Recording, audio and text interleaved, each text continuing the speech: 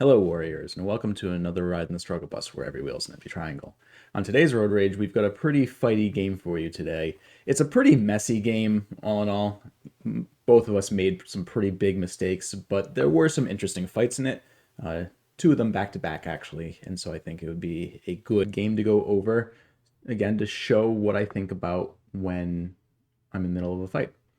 Um, the time settings on this game were pretty quick, so it wasn't your typical league game or your 20-minute game where you've got a lot of time to think about it. This was, I believe, this game was only either 5 minutes main time or 10 minutes main time with 30-second Biomis.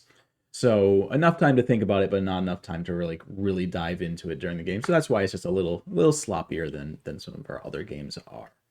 Either way, let's get into it and see how the game developed to the board that we're looking at right now. So I am white this game.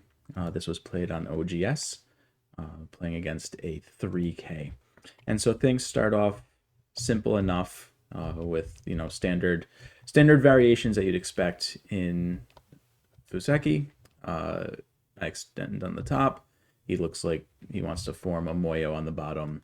And so I jump in pretty early and do a non-standard variation, knowing that things are going to get a little interesting here.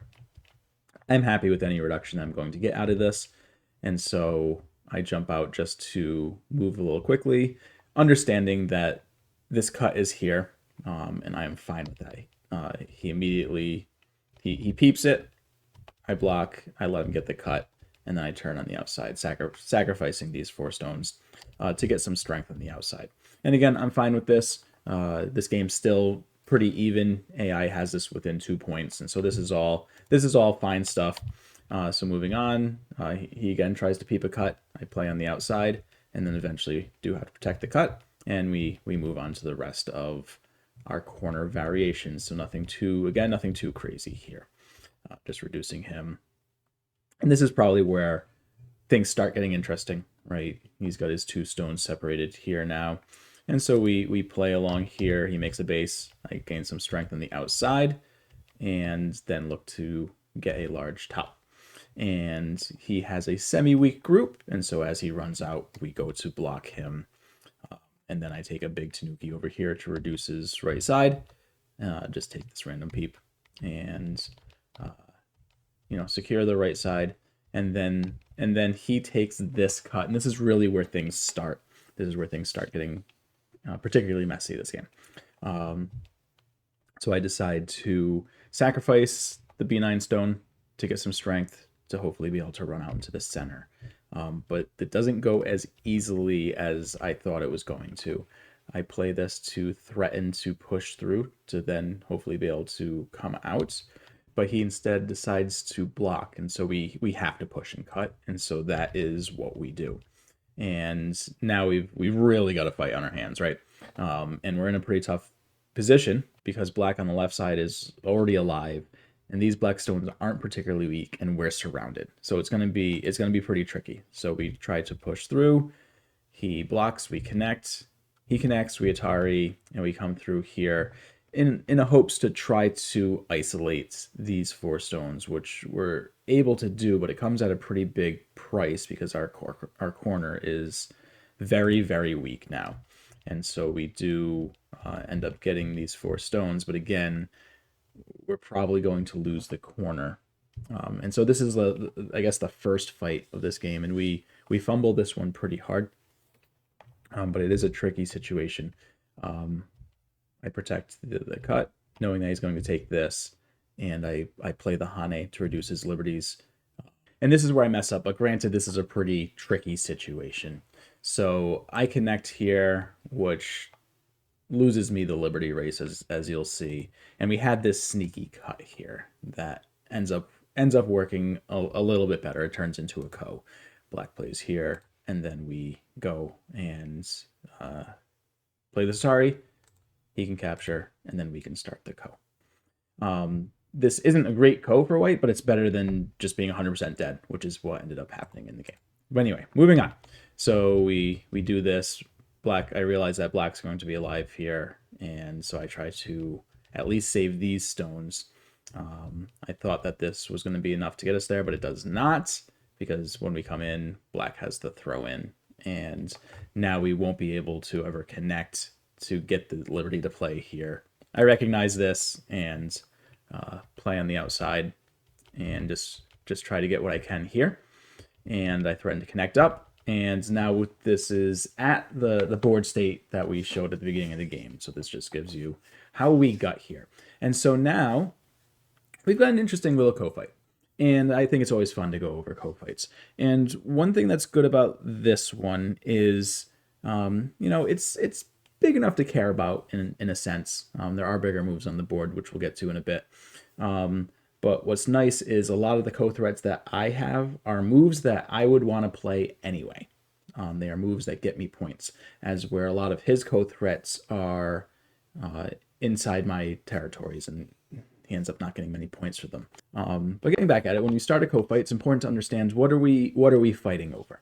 So if black ignores this co-threat, let's just say that black plays a move like this, we get to capture. And so we've got a point here, and then 2 points for the capture, these 4 points, and then we end up getting these points as well. And it turns into 8 points for us. If black wins the co-fight after his first threat, and for whatever reason we play something that isn't really a meaningful threat, let's just say we play here and black decides to ignore, black will connect, and we'll end up losing those 8 points because we'll probably want to block at this point in time. And so that's about what we're fighting over. It's not huge. Again, it's probably just like a 10-point co.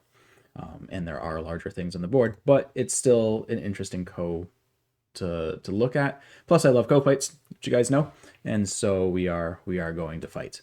So going back, black plays his first co-threat, and so we block. Black captures, we play our first co-threat, which obviously black needs to respond to. Black captures, and we retake.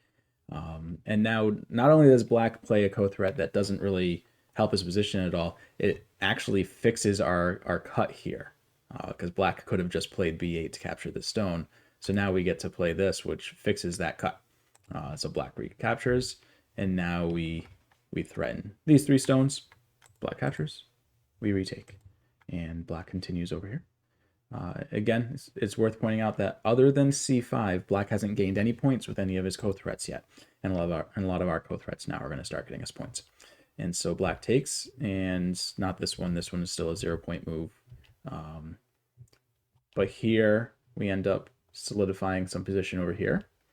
And then we get to play this, which threatens to kill the corner and is a point for us, right? It's just endgame, but it is 1 point. And so now black blocks. We recapture, and black plays here.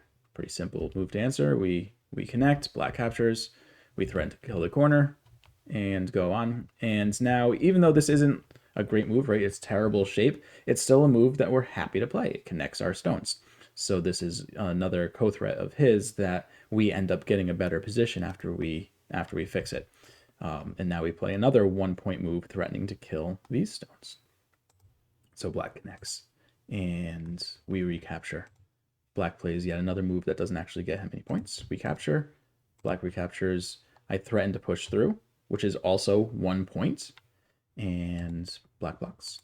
We recapture, black plays another 0-point move.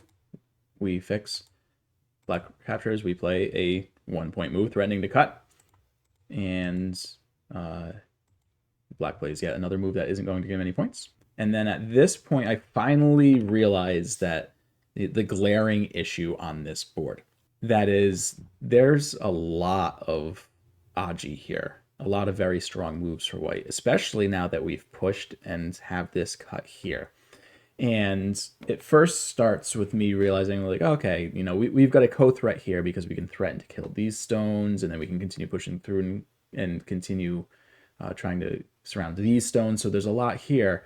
And then I realized, like, wait a second, this is all bigger than the co. And so this is what I was talking about, where I was saying there were bigger moves on this board the whole time. Stronger players who are watching this are asking, like, hey, why aren't we looking at something like G4? Because it's just so huge because of these cuts now. But anyway, so now we transition into the much bigger fight of the game. And so I push through, I threaten to push through any blocks, and I just realize this is bigger than the ko. So I keep on going.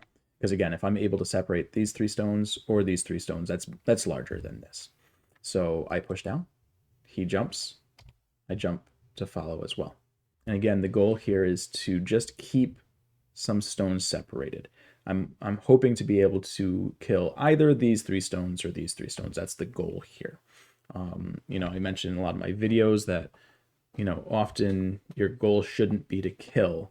But in this situation, I think that we'll be able to get there. And if not, we'll be able to reduce this to essentially 0 points, which will be really good for us. Right now, we're pretty far behind in this game. So I didn't know that at the time, but I had an idea that it was pretty bad because this corner is huge. This corner is really large, and we really don't have many points on this board. So anyway, we go down, and he just extends. And so now we want to keep on going in, but we need to pay attention to this cut here. We have a cut, and black has some cuts. And so it's important that we play good shape here. We don't want to just extend. We don't want to just connect. We want to be able to do these things efficiently. And so I decide to play this diagonal. This moves in towards either connecting to our stone or looking at this cut, and it also protects our cut.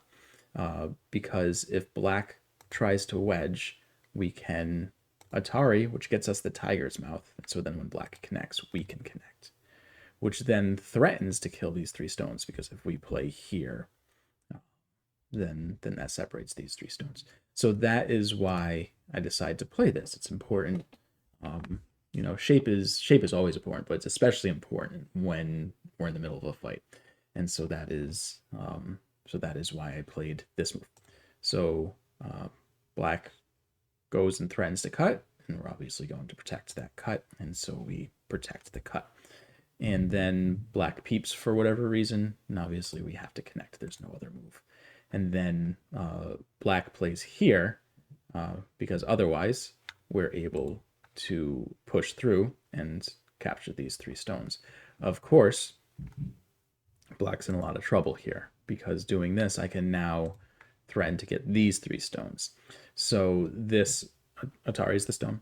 If black goes to protect, then we can play here, which kills these 3 stones, because if black Ataris, we connect, and if black connects, we cut off. And so the best black could do here is connect, and then we capture these 3 stones, and we do it in Sente, because there's this Atari here. So black's in all sorts of a rough shape here. Black connects, and we capture, which threatens to connect, and does another pretty big thing. It now makes this cut much more dangerous, and so black needs to be real careful, and I think this is probably where he loses the game, because he does connect here, and there's too much danger here for black. And so looking at this again, I am eyeing all of the cuts that are here. There's a cut here, there's a cut here. Both of those are really big. There's a cut here, right? Because these stones are not actually connected yet. And so this is what I'm looking at, is how can we use all the weaknesses that black has here, because there's a lot of them. And so black just has so many weaknesses, and it's pretty easy to find a move that will get us there. We've got 2 main options. We can look at G3, which threatens to completely separate the groups, and we can also look at G4, which does very similar things. It threatens to just completely push through here, and it threatens to take this cut. So in this situation, we play here, and black blocks here, and then we just go and take this cut. This I thought was the cleaner option. In hindsight, I do think that this just works cleanly, but I think when I was in the game, I realized that even if I just get this cut, this is going to be enough to win the game, because black isn't alive here yet, even if he connects up, though it should be pretty easy to connect to the M2 stone. So I take this cut, black Ataris, and now I'm able to take this cut, because if black captures this stone, there are no eyes here for black. Black is surrounded, and black is dead. So I played here, and black tried some trickery, but it unfortunately does not work. We are able to Atari these 4 stones while also Ataring this. So we've got a double Atari here. We play here, black captures, and then we capture. Now black is in Atari and is completely surrounded and has no eyes, and we are fully connected. And so at this point in time, this fight is done, and white is solidly ahead. And as I mentioned, black still isn't alive down here. If black allows us to get a move like K2, then it's possible that this entire group dies. Though I feel like there probably is some Aji to get eyes. Black could play here and force us to capture, play here, look to cut. And so I think black is going to be fine to be able to live here. But it didn't get that far once we played here, black resigned. So this was a messy game through and through. But I thought that the co-fight was interesting, and then how it transitioned into the actual fight, which is something that happens every once in a while. You know, sometimes as you're doing co-fights and the threats play out, new things appear, and then you can realize that, like in this game, you can realize that, wait a second, there's something larger than the co-fight here, and I was able to recognize it before my opponent recognized it, that this is what we should be actually fighting over, because I was able to win this one. Anyway, that is where we're going to leave this video. I hope you guys enjoyed taking a look at this interesting fight, or the 2 fights back to back. Either way, thank you guys for coming out for another Ride of the Struggle Bus, where every wheel is an empty triangle. Have a good one, guys.